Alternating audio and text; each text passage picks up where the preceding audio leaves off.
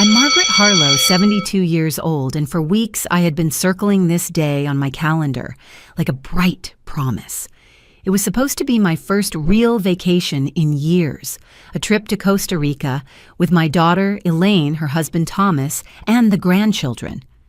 I arrived at the airport 2 hours early, suitcase neatly packed, passport tucked inside my purse. I thought I was about to make memories I would carry into the quiet evenings of my later life. But the moment we reached the boarding gate, something in Elaine's eyes shifted. She held her phone in one hand, glancing at me with a practiced smile that didn't reach her voice. "Mom," she said flatly, "there's been a change. You won't be coming with us. It's complicated. Someone important is taking your place." I felt the words slice through me sharper than any knife. Around us, travelers hustled toward their flights. Children tugged on their parents' sleeves. Voices rose and fell in the noisy terminal. Yet all I could hear was the silence pressing between us. I searched Elaine's face for warmth for the daughter I had raised, but she avoided my eyes. Thomas shifted uncomfortably, pretending to check the time. Even the children looked away, embarrassed by a scene they didn't fully understand. I stood there with my boarding pass in hand as though it had suddenly become useless paper. My chest tightened, my cheeks burned, and I felt smaller than I had in decades. They walked toward the gate, handed over their tickets, and without a backward glance disappeared down the jet bridge. Stranded in the middle of a crowd, I told myself not to cry, not to let the humiliation spill where strangers could see. I had raised this family, supported them quietly for years, and in a single moment I had been dismissed like excess baggage. I didn't know it yet, but standing at that gate, abandoned and humiliated, would become the moment everything shifted. The gate closed behind them with a hollow thud, and I was left staring at the frosted glass doors as if sheer will could bring them back. My hands trembled, the boarding pass still clenched between my fingers, its edges soft from the grip. A gate agent glanced at me, then quickly looked away, sensing something private unraveling in plain sight. I sank into a nearby chair, the hard plastic digging into my back. Around me, the terminal buzzed, announcements blared overhead. A child cried somewhere down the hall, rolling suitcases clicked across the floor. The world spun on, indifferent to the fact that my family had just walked out of my life, as though I were no more than a stranger. For a few minutes, I sat frozen, replaying Elaine's words. "Someone important is taking your place." The cruelty of it knifed through me again and again. Who could possibly be more important than a mother who had carried her, raised her, and given her every chance I wanted to storm after her demand, an explanation? But my legs felt rooted. My throat burned with unshed tears. A young couple sat across from me, laughing over coffees, their easy closeness twisting the knife deeper. I wondered if they saw the abandoned old woman with her useless ticket. I folded the paper, carefully tucked it back into my purse, and forced myself to stand. I told myself to breathe, to straighten my shoulders. If I crumbled here in front of strangers, the humiliation would double. I walked slowly toward the restroom, each step heavy as lead. In the mirror's harsh light, I saw a pale, strained face staring back mine, yet older and lonelier than I remembered. I dabbed at my eyes, whispering, "Hold it together, Margaret." But inside, something fragile had cracked, and the pieces were already shifting towards something I couldn't yet name. As I left the restroom and wandered back into the terminal, memories pressed against me like waves. I had not always been this invisible woman clutching tissues in an airport. There was a time when my name carried weight, when I walked into boardrooms and people stood to greet me. Decades ago, my husband and I built a financial advisory firm from nothing but grit and long nights at the kitchen table. By the time I turned 50, we had offices in 3 cities, and our portfolio was worth more than I had ever dared to imagine in my youth. When he passed away, I kept the company running long enough to secure our legacy, then quietly stepped aside. I told everyone, including Elaine, that I had retired with modest means. What I didn't say was that I still held substantial shares investments that grew silently while I let the world think I was just another widow living carefully on a pension. I had convinced myself it was the right choice. If Elaine believed I was ordinary, maybe she would fight for her own success instead of leaning on mine. I wanted her to have pride to know her accomplishments belonged to her. But over the years, I blurred the lines between protecting her and enabling her. When she struggled with bills, I sent money quietly. When Thomas lost a job, I stepped in with a loan that was never repaid. I told myself it was just motherly support, but I see now how it twisted into dependency. Sitting there at the Terminal Cafe with a lukewarm cup of tea, I wondered if I had been the architect of my own humiliation. I had hidden my strength for so long that my daughter had begun to see me as weak, dispensable, easy to erase. The thought stung, yet beneath the sting was the beginning of something else, an ember of anger, faint but hot, waiting for air. I carried my tea back to the table but couldn't bring myself to drink it. The taste of betrayal was already too bitter. My first instinct had been to go home, draw the curtains, and let the silence swallow me. Yet as I sat in that crowded terminal watching strangers rush toward lives that mattered to them, a defiant thought rose inside me. Why should I go home in defeat? For 72 years, I had lived with resilience. I had buried a husband, weathered market crashes, and rebuilt my life more than once. Was I really going to let my own daughter reduce me to a forgotten passenger left behind at gate C-23? I pulled out my phone, my hands steadier now than they had been moments before. I scrolled to the number I hadn't dialed in years, Richard Lane, my former attorney, and the man who had guided me through every merger and estate plan. My voice barely shook when he answered. "Richard, it's Margaret. I need to see you today. Urgently." He hesitated only a moment before replying, "Of course." Chicago. Yes, Chicago. The word came out sharp like a vow. Within an hour, arrangements were made. Not for a commercial ticket, not for a standby seat, but for a private jet waiting at the far end of the tarmac. I walked past glossy shops and food stalls, past families huddled together with excitement, until a black car met me outside and carried me to a quieter hangar. The jet gleamed under the afternoon sun, sleek and unapologetic. As I climbed the narrow stairs, I felt the weight of humiliation slide off my shoulders, replaced by a steadier fire. I wasn't flying home to lick my wounds. I was flying toward a decision that would rewrite the balance of power in my family. Chicago greeted me with a cool wind that whipped against my coat as I stepped off the plane. A driver was already waiting, courtesy of Richard's office, and within minutes, I was being ushered into the marble lobby of a law firm I had not entered in over a decade. Richard Lane hadn't changed much. His hair was grayer, his frame a little heavier, but his eyes still carried that same sharp clarity I had always trusted. He rose when I walked, in his expression a mixture of surprise and concern. "Margaret," he said warmly, "what brings you here with such urgency?" I sat across from him, folding my hands to keep them from trembling. "My daughter," I began, my voice steadier than I expected, "has mistaken my silence for weakness. I've supported her family for years, quietly, consistently. Today she showed me what she truly thinks of me: expendable. That ends now." Richard leaned forward, listening carefully. "What do you want me to do? I want every line of financial support cut. The monthly transfers, the credit cards, the so-called loans, everything.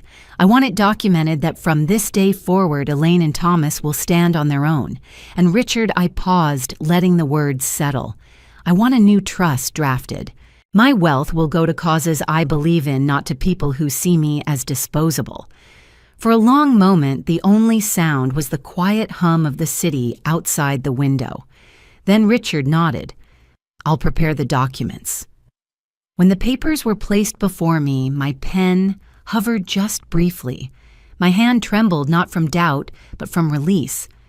With one firm stroke of ink, I ended decades of quiet enabling.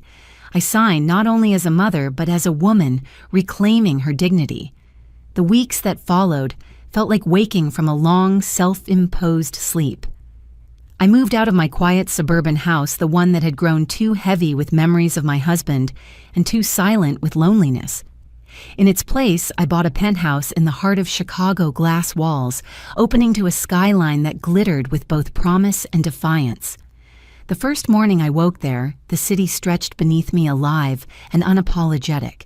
I brewed my own coffee stronger than I usually drank and felt a surge of energy pulse through me.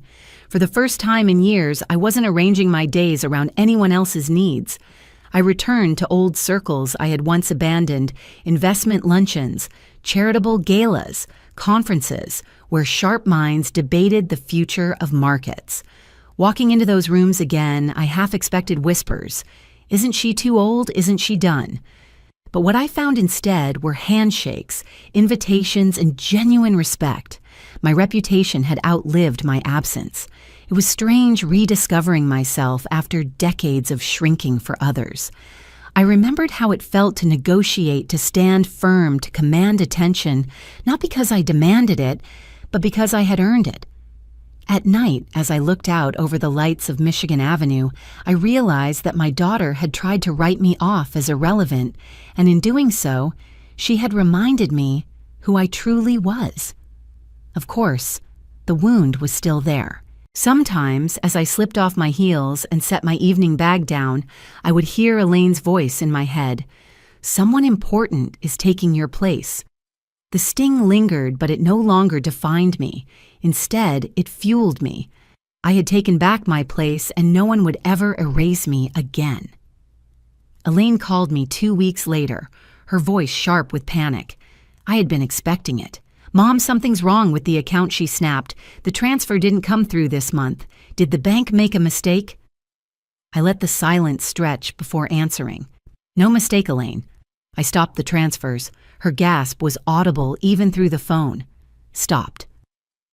What do you mean? Stopped. We need that money. The mortgage. Thomas's projects. Her words tangled together, frantic and disbelieving. I said nothing more, and after a long pause, she hung up. That was only the beginning. Within days, my phone lit up with messages, angry texts from Elaine, voicemails from Thomas, sounding less like a son-in-law and more like a desperate debtor. They tried the credit cards, declined. They called the bank, frozen. The safety net they hadn't realized was under them had vanished, and for the first time in years, they were standing on bare ground.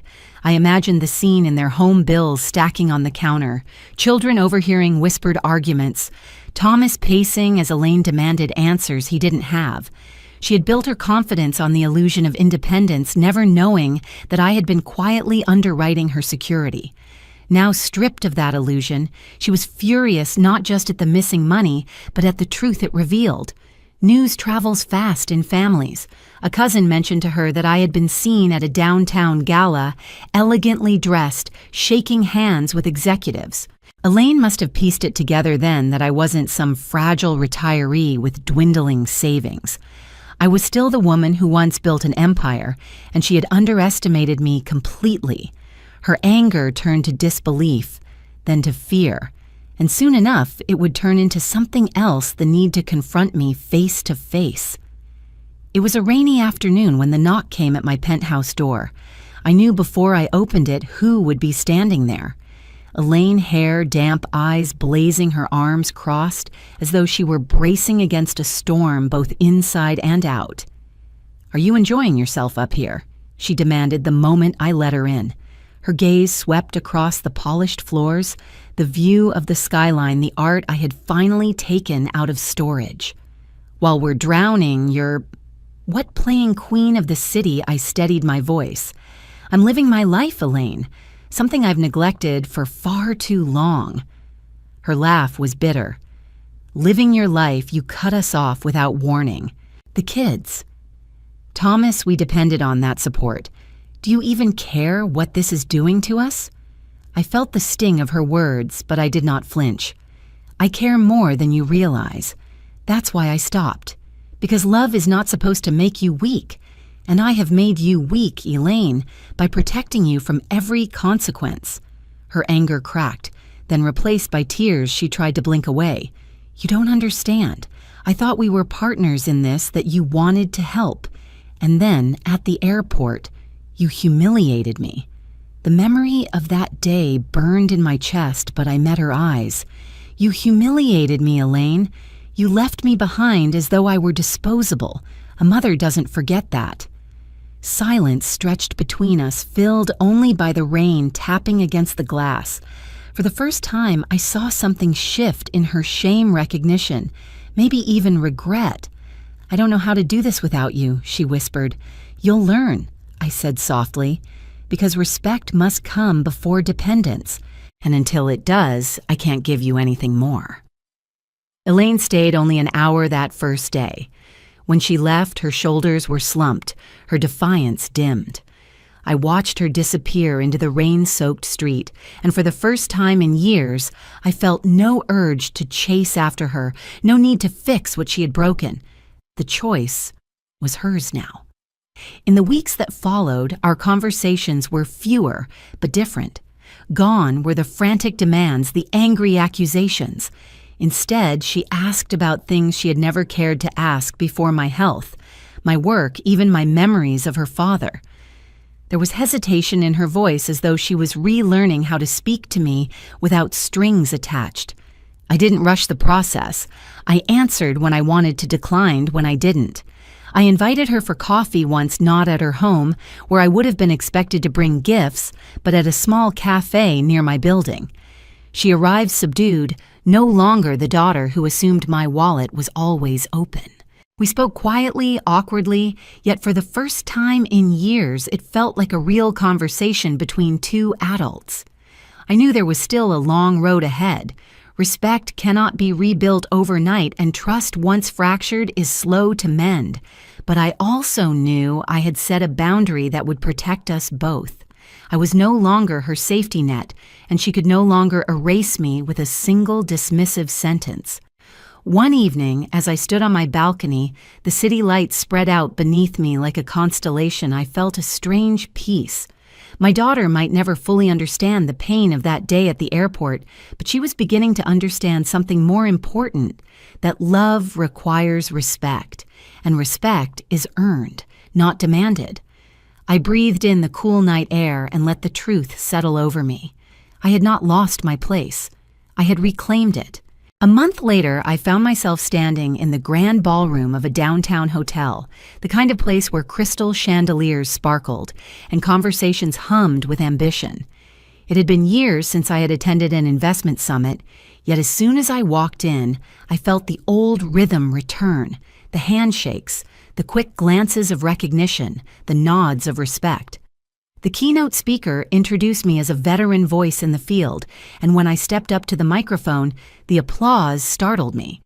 I spoke not about profits or strategies, but about resilience, how markets rise and fall, how families falter and rebuild, how a person's worth should never be defined by how others choose to treat them. The room grew quiet, and in the silence I felt an odd warmth, as though my story carried weight beyond numbers on a page. Later that evening, as I sipped champagne and listened to a younger investor describe her first venture, I caught sight of Elaine at the edge of the room. She had come uninvited, her expression uncertain. She looked smaller in that crowd than I had ever seen her, her confidence stripped back to something raw and human. She approached slowly. "Mom," she whispered, "I wanted to see you. I needed to understand who you really are." I studied her face, searching for sincerity.